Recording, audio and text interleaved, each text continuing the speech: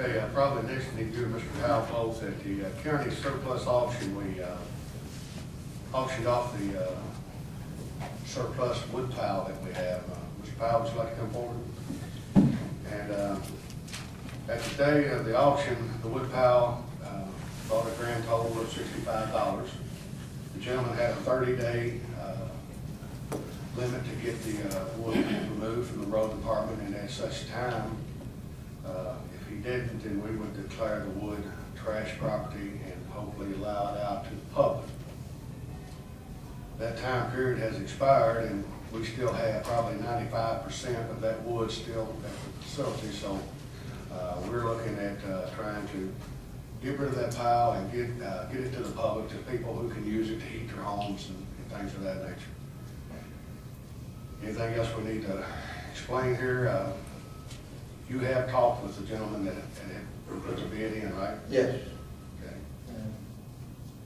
He has sent 2 people out himself after his 30 days was up trying to get the wood, and I explained to him at that time that it did go back to the court or to the county, and it had to be determined in court today what they're going to do with the wood, how that would be distributed. So, Yeah, he got a couple loads out of this. I think he got about 6 loads, and that's the extent of it. Initially, when we put the wood in the auction, I checked in with KCO and Department for Local Government on what procedures we should use when it was time to get rid of it. And what they recommended to me was to sell it at a surplus auction, and then what was left, to dispose of it, to tar it trash and dispose of it, to give it to the public.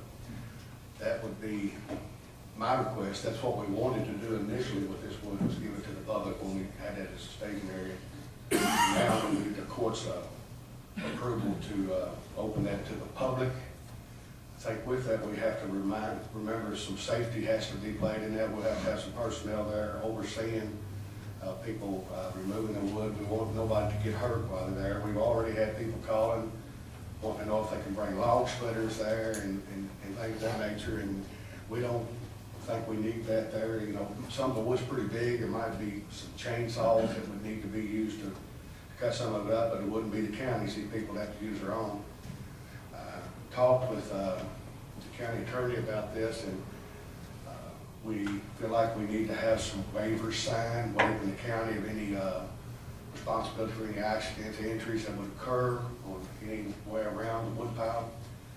I've asked him to maybe come up with some suggestions on that.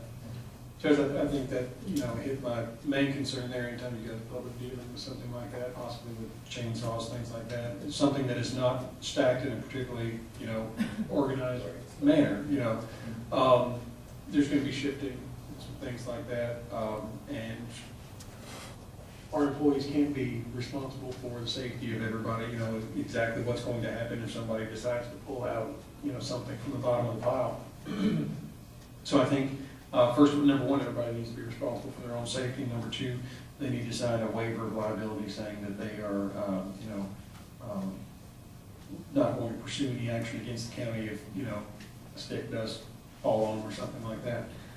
Number two, and this is a suggestion that I had made to the judge earlier, there's no real timber value to this pile. Okay. However, this is my recommendation to the court that there be some sort of declaration as part of the waiver that everybody going in there to get any of that wood signs, stating that it's for personal use and not for commercial use. I think it just makes sense to make sure that it's not, somebody doesn't go in there and pull in, tons and tons of truckloads of it and then go around selling it. And I don't know that there's any value to it. It only brought $50 or $60, at the auction, but still, I think that should be part of any sort of waiver. Also in this, there won't be any inmates used in moving, loading, and stuff. But this would be strictly the people that come to get it. It is at this point abandoned property, and it needs to be removed or burned, which is what will occur if it's not taken away. How many cords of wood you think's there? I mean, has anybody got a guess, best guess? It's about 30 by 40 by 30 high, isn't that what we said? It's 60 foot, 40 foot, by 30 foot, so.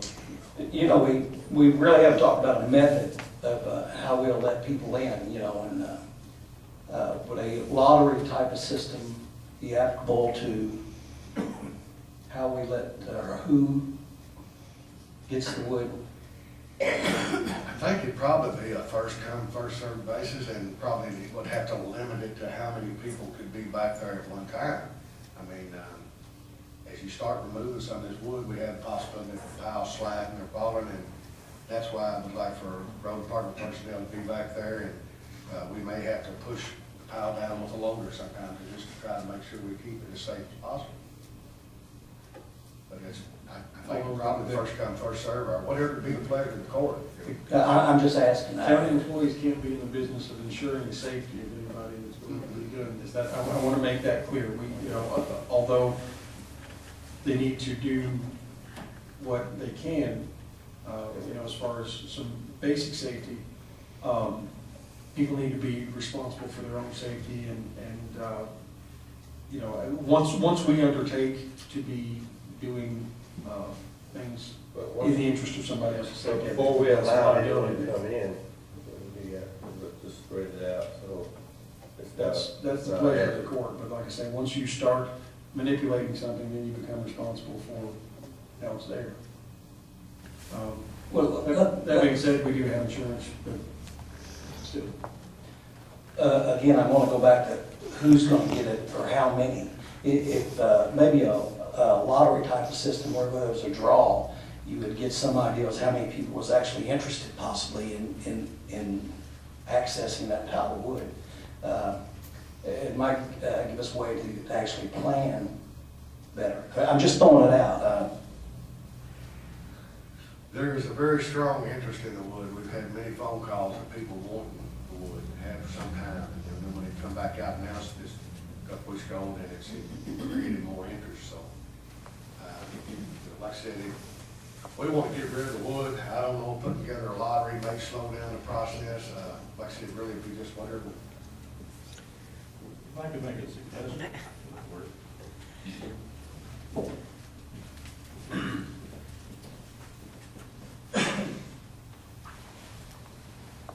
Hi, I'm Bill Stevens, I'm with Old Radio. You may have noticed recently on the radio we have applications for all kinds of free assistance from local agencies, Volunteer Information Center, and things like that. One way that they try to deal with a huge influx of people interested in those services is to maybe do it on a alphabetical order. Certain day names with letters A through whatever would be one day, and go from there. And maybe you could at least control it a little bit better. It'd be sort of what you're talking about, Mr. Putman, but still would, I think, allow for more of a orderly, but and that way you could disperse it over a period of days. You could have a set period of time to try to get rid of that. And then at the end, you could say anyone else who didn't come, now's your makeup day. Something like that. That's a suggestion I would put forth. Wouldn't that, if the first people came in and get most of it, the people down the alphabetical order wouldn't get it, you'd have to make sure that they didn't get all of it the first day, from A's down to Z. As big of a pile that is, do you think that's likely? That probably ain't gonna happen. But again, I leave it to your discretion. Thank you.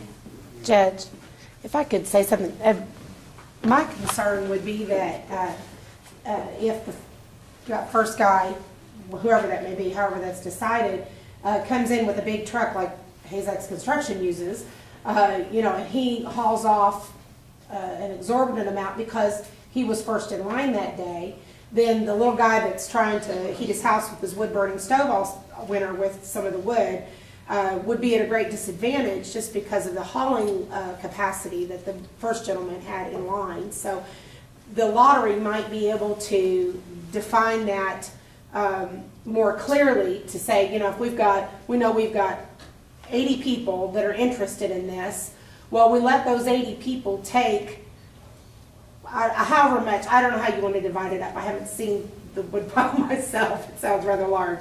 But it would give you at least an idea of how to make it somewhat fair, on understanding that it's not going to be, you know, one piece for you, one piece for you, you know. But I'm concerned about avoiding the person who has a much greater hauling capacity than the little guy who might be trying to heat his home. I think probably we covered that in the part where you said about the commercial, not the commercial use and the people. Judge, I might add a suggestion to consider. Since we want to maybe do it on first come, first served basis, but we don't want to overrun and inundate the road department with traffic anyway. And we can kind of do it just like we scheduled the shelter house at the little playground park. Whereas the person comes in, first person calls in, they can set a time, starting, say, tomorrow morning or whenever Mr. Powell wants to start letting them in, and schedule the first 4 people for the first hour of that day, and limit them to a pickup truck or something similar size load, and 1 hour time frame to come get it. That way they're in there, they're out, you get the next person come in, they get their hour, come in, get out, and that way we don't have to worry about different size equipment. That's a good idea. Coming in, but you know, majority of the people don't have stuff like that. They have a pickup truck or a small trailer that they pull. But he could schedule them and knock it unloaded and let them know that they'll have to check in at the recycle office to sign the waiver. And that right there, and that way it be uniformly come in and controlled that way, that mannerism, so that you're just not overrun.